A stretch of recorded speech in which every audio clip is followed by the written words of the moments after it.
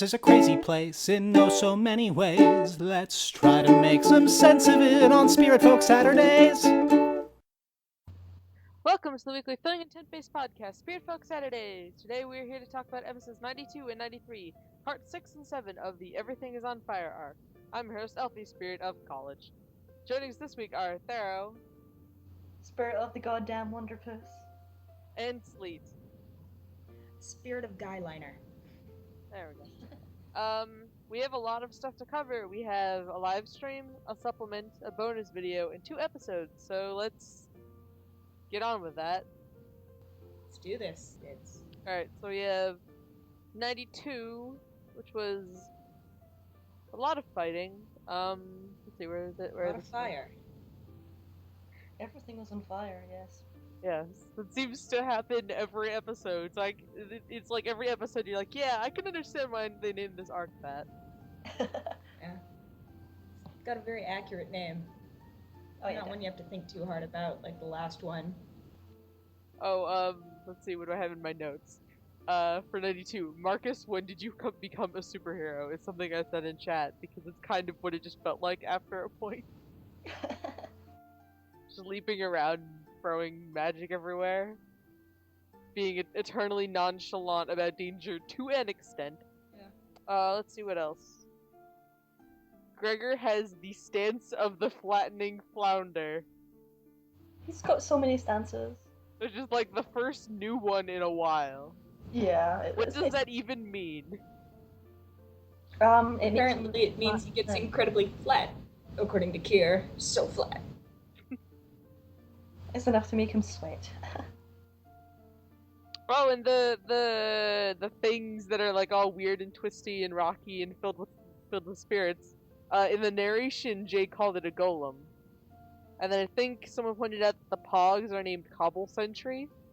I didn't notice that. So sharp eye, whoever got that. Yeah. So technically, I'm not sure in the context of golem actually just means like animate rock, or like the actual definition of golem, which seems to be like stone infused with. No, that would also work.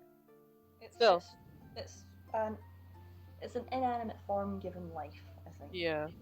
And it can be made out of very many different materials, because you get like plant golems and all this and blah blah blah. Yeah. I can't remember anything that I really wanted to bring up, other than maybe like Marcus like anchoring himself, but not actually anchoring his actual feet, because he flew out of his shoes. Like he anchored his shoes and not his feet. Yeah. That was maybe not the smartest of ideas. Marcus tends not to have the smartest of ideas. He thinks he has the smartest of ideas, and he acts like he has the smartest of ideas, but he really just doesn't. It was like an embarrassing victory, which was pretty hilarious, admittedly. So, is that 92? Is that all we have to say on 92? It was just another fight episode. There was the leg whale, which no one knows what a leg whale is, and lots of speculation, just because it's such a weird phrase. Let's see. Do you want to move on to 93? Sure. Alright. Colvin only loses a fight through oxygen deprivation. Good gal Fury. It's because the fire cheats. How is Fury, like, okay? Colvin passed out because he was in a burning building, but Fury is in a burning building and she is fine. I don't think Fury's human. Yeah, Fury's probably got some magic-y stuff going on. Well, she's got the tattoos that look kind of like Ashes, so I mean... I didn't think they looked like Ashes, I just thought they were tattoos. That was really... Well, they're the same color, and that makes me suspicious enough. Everything in the show makes me suspicious. It could be that she's like bound in some way to the Zeth by a contract or something, and then like, so whatever the Zeth does, she's like, she can like live through it because she's stuck to it. Or if it is something like with Ashe, she could, like, a Zeth could be bound to her. I don't know, I don't think there's any binding thing going on there. I think it's just tattoos. Well, she does have the whole prophecy thing going on. Although how much of that is prophecy and how much of it is just, like, Well, I mean, I know what's actually going to happen to some extent. I kind of wanted to talk about like Ash's reaction when she and Horaven go into the, I forget what it's called, but that room where there was the spooky stuff underneath. Yeah, And in Ash the was rest like, plan. whoa, that's creepy. And there was like spirit binding stuff there, like right before they met with Blue Cloak. Yeah. It was an interesting reaction for sure. I want to point out that Horaven, in mentioning that if he was a spirit folk, he would go there, and he has considered destroying it in the past. Yeah, I thought that was a pretty interesting reaction. Yeah. Like, I don't like the idea of that kind of place. It weirds me out. On the topic of Blue Cloak, just like the note for it, it's just blue in all caps. Blue Cloak, oh my fuck. Just like that slow pan that Jackson does. It's just like, huh.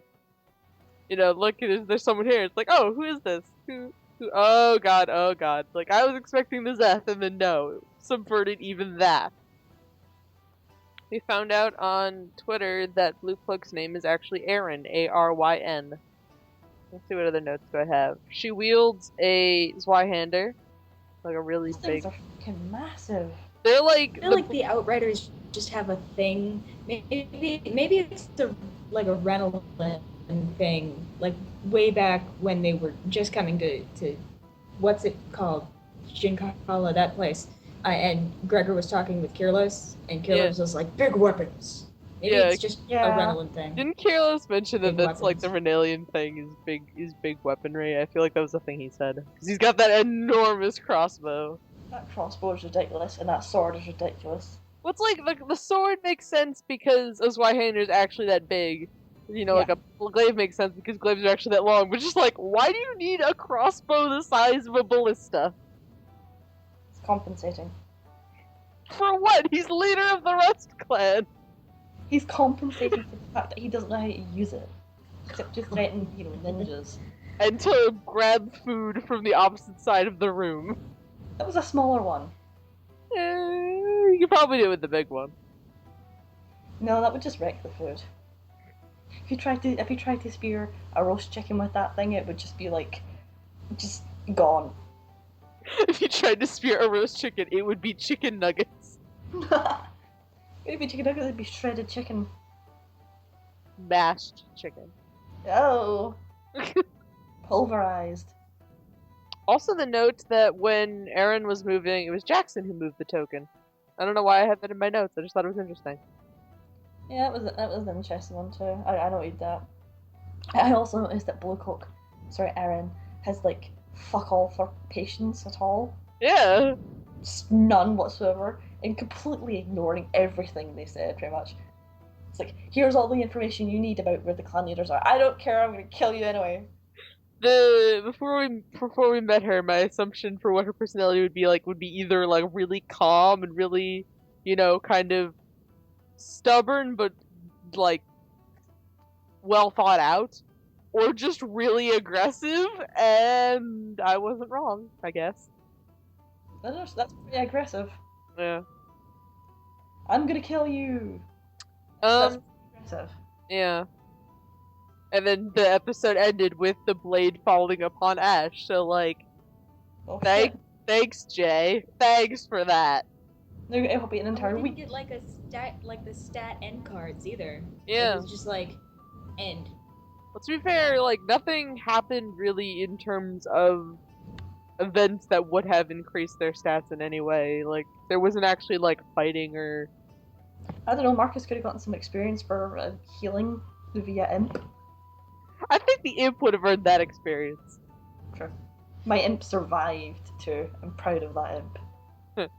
I named it after my friend Bunny, and I had to show the episode to her because she was a few episodes behind, so I made her sit down and watch them all. And the look of joy on her face after seeing the imp named after her was well and truly worth it.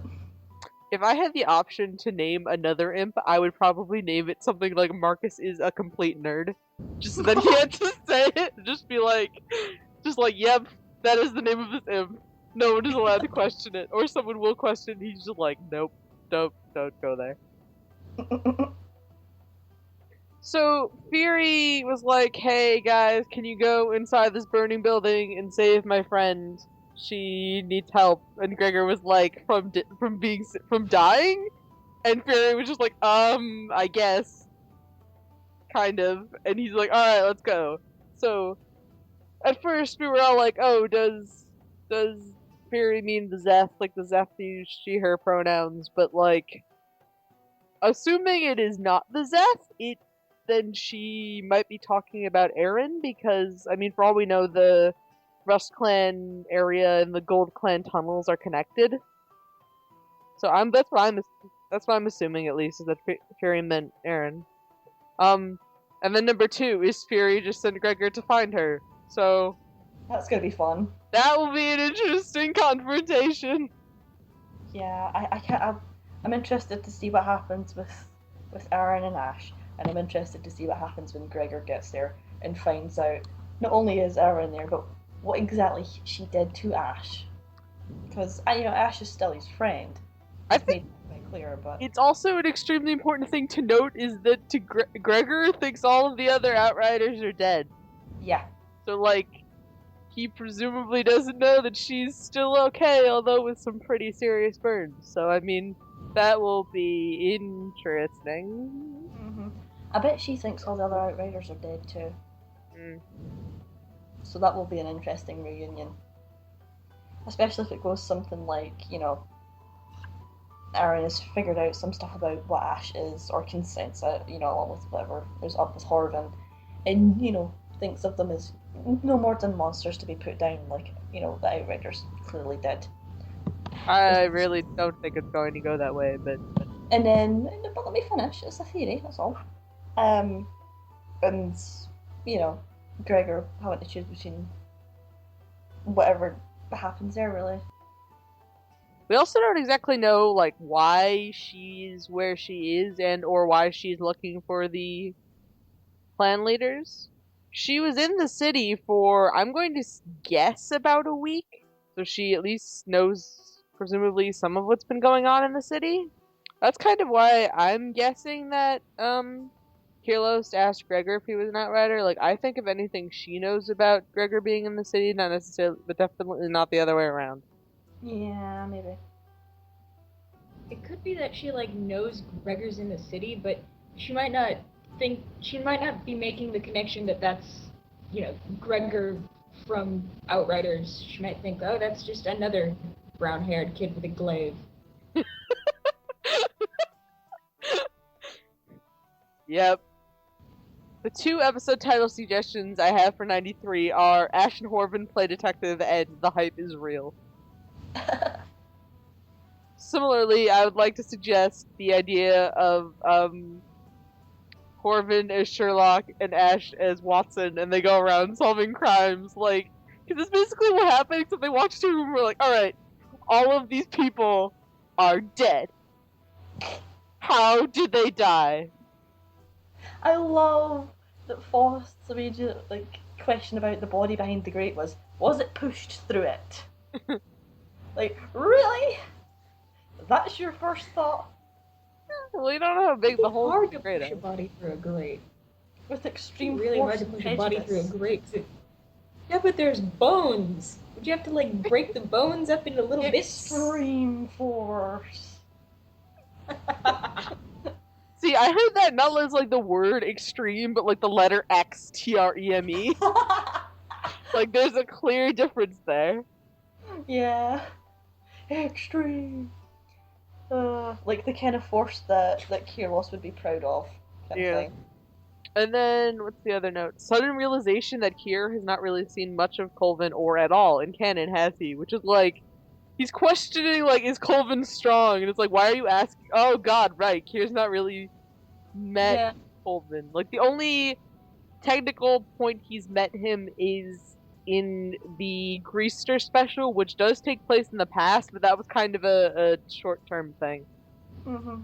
And even then, they only cooked together. It wasn't he did easy stuff with strength or anything. Yeah. I have a lot of assorted random notes. What do we want to cover next? The supplement, the live stream, or the bonus video? Live stream. Alright, I don't really have many notes on the live stream. It was a very good one. It was very funny. It was also very weird. There was a character named after Chad who died like 3 times. There was a skeleton army. So, like, an actual skeleton war. Oh no. Was Um, Spooky Scary Skeletons played at any point during that?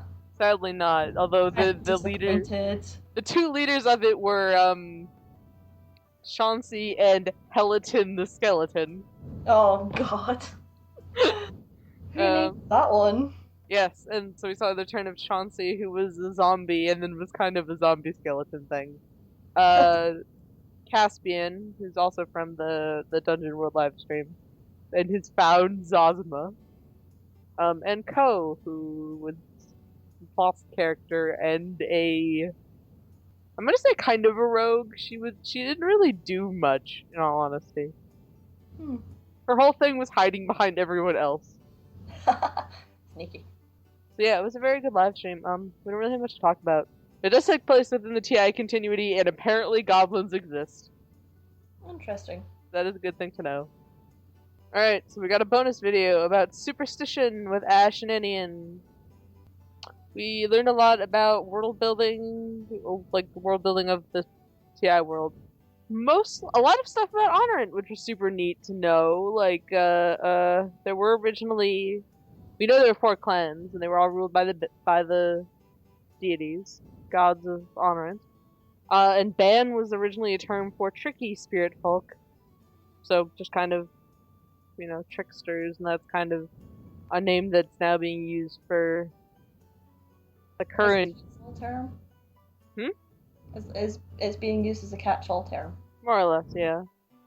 And that originally the Great Migration was because of all the spirit folk being around, that the entire land would shift and change. So they would take the Great Migration to kind of remap everything. I really like that idea. It's so neat! And like entire villages would move or be lost, or entire cities would change, and that's just really neat and really interesting. It's really sad that that no longer happens now too. Yes, because all of their or most of their gods are dead. And just briefly touching on that, is that maybe that has to do with something with how the Honorian's troops seem to change on a dime. Who knows? That's my theory, at least. Yeah, because their entire world would change, so they have to change with it. Yeah. I have the note, and it's like, I know what it's talking about, but it's still really funny out of context. It's just the note, all around is a clusterfuck. Well, we knew that. Yeah. We learned sort of more specifics about it, like how, they're really focused on being accurate because otherwise they could be sued for it. Yeah. Which is really interesting. They like the scientific method for that reason. Yeah. There's the line where Ashe says, just really vaguely, of another belief system of which I am a part of, when talking about her home. Please, she's going to be such a figurehead. These things always make me really happy because it's like we learn more stuff, and then they just make me annoyed because they're still being really vague about a bunch of stuff we want to learn. Like, guys, come on, guys, why do you do this? It's like we're following the breadcrumb trail. Very slowly but surely. We just have to hope by the time we reach where the next crumbs are, the trail's not been eaten by the ravens. Let's go with that. That Inian was born in a worse place. I forget where she was speaking about, but I remember that line, so I took note of it. I think it was worse than Alaran, was it not? Probably. It was either Alaran or Honorant. That's also interesting to know, because we still don't know where she's from. Yeah. And then we've got the supplement, which was from the Patreon, the TI Patreon. The first part of it was the rule sets and everything for the tension system, which was before the live stream. And then just another one of Marcus's journals. Oh god, the journal. The journal is Marcus eats a bunch of mushrooms that he probably shouldn't after having a miserable time in the woods, rambles a bunch about stuff that's vaguely relevant to present, and then wakes up in a town where everyone is suddenly nice and calling him the quote great Sorcelock. I have to wonder what the fuck he did. I'm pretty sure he still wonders what the fuck he did. Yeah. Let's see. Some notes he made while, like, on mushrooms was that he's going to be taught how to be acid resistant by a snail. I really don't think that's how you got acid resistance, and I refuse to believe it. And also, he says, like, he's going to be a great sorcerer. He's, like, kind of writes a bunch of alternatives between sorcerer and warlock, and just ends up on Sorcelock. It's like, yes, Sorcelock. It does sound like the kind of name you would come up with when you're super high, but okay.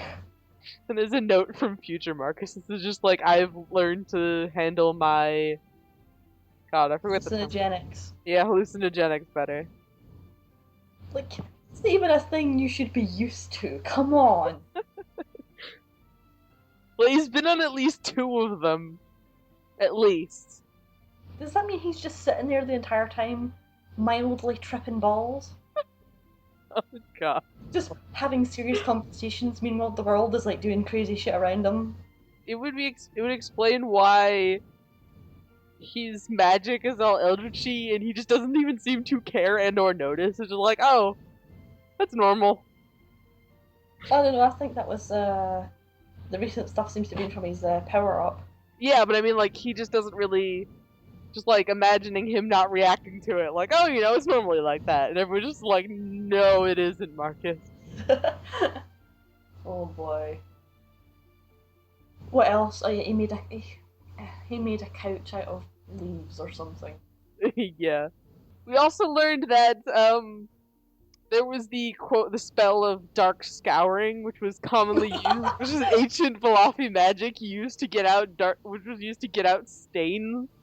Oh. And basically, he just concentrated it, and it blew up in his face. So an old spell used to get out stains is what his Eldritch Blast is.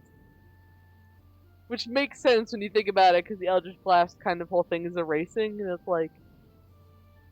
It's an interesting thought, though. So it obviously didn't develop as a cleaner in the first place. So yeah. Assuming it was kind of an evolutionary thing where it turned into the spell of dark scouring in the context of stains, and then just turned back eventually when Marcus was like, I need a weapon. I know magic. I'm okay with magic. We also learned what Morin's last name is, although I don't know how to pronounce it, so I will take a guess. Murad. Murad. What? I completely... Wow. I mushed the two of them there. Morin Moran would be really funny. My tongue just went... Oh, I'm tired. I'm sorry. It's spelled M-A-R-A-D is his last name. Murad. I kind of like the joke more of not knowing if it was his first name or his last name, but I guess this works. Well, at least his name isn't Horaven. Or Horan. Ow! That is a really unpleasant name. An unfortunate name. What if the Prison of Lights was actually a game show? What? I don't know. I was thinking about it the other day and was like, what if the gang like walked into a big room, it's all black, and then lights flicker on and there's like rows of audience members who are all like spirits. And then it's like, welcome to the Prison of Lights! And then the big warlord appears on stage with like a top hat and a bow and carrying a microphone. Did Marcus give you some of his mushrooms? I don't even know where that came from. It's just really funny to like Prison of Lights kind of Jeopardy or Wheel of Fortune style thing. I don't know. I just think that'd be pretty great. I don't even know what it'd be about. I guess kind of like a Double Dare-esque thing where you solve puzzles. Based around light and shadow? Who knows? Phone a friend is just phone killer. Let's see what else. Also when Marcus was like throwing a bunch of Eldritch Blasts in 92, is just I have the note baseball of just like I imagine Marcus like playing baseball and he keeps accidentally like putting an Eldritch Blast on the baseball, and it just keeps going through whatever he's throwing it at or exploding in people's faces. And then Gregor just uses his glaive instead of a bat. It works perfectly. Yeah. We were talking about cinnamon rolls last night, and now I'm thinking about Ashe, like someone making like little, like people-looking, like gingerbread cookies kind of thing, and then Ashe cuts into them and they start bleeding like strawberry frosting, like blood. Oh god. She just looks completely unamused, She looks up and Marcus is giving her a double thumbs up. and she picks up one and bites its head off. And Gregor looks horrified in the corner. My cookies! I also feel like this might have been something we discussed before because we talked about Marcus not speaking whatever the language of the Free Isles is as a first language. But also imagine Marcus with an accent. I actually was thinking of Ashe with an accent at one point the other day. Yeah, I imagine hers would be like Irishy, Gaelic-y for obvious reasons. Yeah, since just like her basis is pretty deep in all the Irishy stuff and everything. I do definitely imagine her with maybe like a slight Irish accent, but at the same time, I can't think of anything other than Faust, and Faust doesn't have an Irish accent, so it's like I can't think of an Irish Faust. I can, but he sounds kind of like Leprechaun. So maybe not go there. I don't know what kind of accent Marcus would have, but I like to think that he would definitely have the strongest accent because he comes outside of the Free Isles, and in the same kind of way that, like, a lot of accents from the same general area will sound kind of similar even if they're not, just because they speak the same language. So badly need more information about Tannhauser so that I can correct all these stupid headcanons in my head, because for some unknown reason, I am convinced somewhere in my brain that Tannhauser is like this massive desert place, and it's probably not, because it makes no sense. Just imagining it like this deserty place, and somehow everything is Egyptian themed, and it just doesn't make any sense because Marcus would just incinerate in sunlight that strong. I like to, whenever, in the intro of the very first episode, where it's all, like, cinematic-y, and it shows a bunch of places, and it shows, like, a kingdom, or, like, a big building, big red building in front of a city. Is that what I always imagine Tannhauser looks like? I can't remember, I'm gonna have to go back and look at some point. So what do we think is going to happen next week? I think Ashe will miraculously survive. I'm pretty sure the golem hand is probably going to pop up and do something without her permission, maybe, in an attempt to rescue its vessel, because it probably doesn't want her dead. Well, we know she lives because last call happens, but at the same time, they could just retcon that out. I hope she lives. I don't see why she wouldn't, but It wouldn't make sense for her to die. yeah. There's no point. Yeah. But severely injured, I can see. Yeah. Oh yeah, there's something else I actually like to bring up. You know how Horaven's got the whole Spiritfolk business going on too. I'd wondered if he had any like hidden bindings anywhere. Yeah, well, you can't see much of his clothing, much under his clothing, and like, it's all those intricate lines all over his clothes that make me want to stab somebody. And he's just like, why are all these lines here? What do they mean? You can't even see the ones on his shirt because his arms are crossed. I know that feeling. At least you don't have to make it. I would love to do an Indian cosplay, but I think we all know exactly why that's not going to happen. With time and many years, I'm sure you could get halfway there. Yeah. I could finish her hat. Stupid enough to draw, let alone, like, make out of fabric. Like, I've not yet finished that knife that I was doing for Ashe. I have yet to actually start on the sword, and then I know I've got to do the sword sheath too. I've got like, I don't know, how long have I got? I've got like 2 weeks maybe. Just. Yeah, I've got 2 weeks exactly. I think that's enough time. I don't know. Or is it Mildly. I've not finished the tunic. I've not done the fastenings for any of the armor. Oh. as a secondary idea for a cosplay though would be just making like Don't's kind of like little hoodie thing. Oh yeah. With, like, the ear, and then, like, the cat ears and the cat tail, even though she's not a cat. And then just carrying around the stuffed pig that I have. And just interchangeable tones. That'd be cute. I think next week things will continuously get worse because the group is heading into the Gold Clan tunnels and everything is on fire, and But it could be worse. could it really? Yes. Because everyone could end up dead. There's like even just a line in like 91 maybe, I think it is, that like actually just kind of almost calls out that Marcus is going to end up going through that fire where like Zeth says something like, well, humans are not fire resistant. It's like, oh jeez.